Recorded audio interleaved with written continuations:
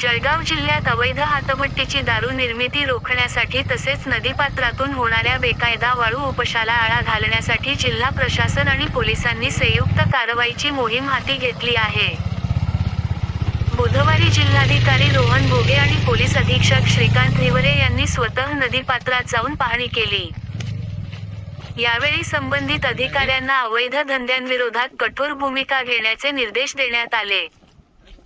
जिल्ह्यातील विविध भागांत सुरू असलेल्या गावठी दारू निर्मितीच्या ठिकाणांवर पोलिसांनी छापे टाकत हातभट्ट्या उद्ध्वस्त केल्या.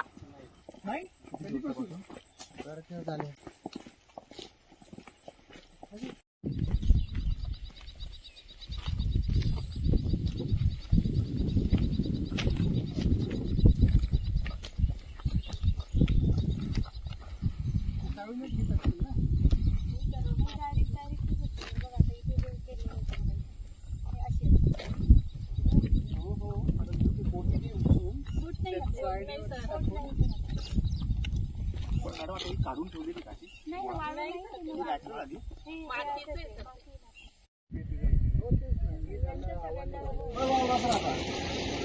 आपण रात्रीचं काही दिवसाच चालते आता नाही, याच्या आधी आता पूर्ण बंद आहे.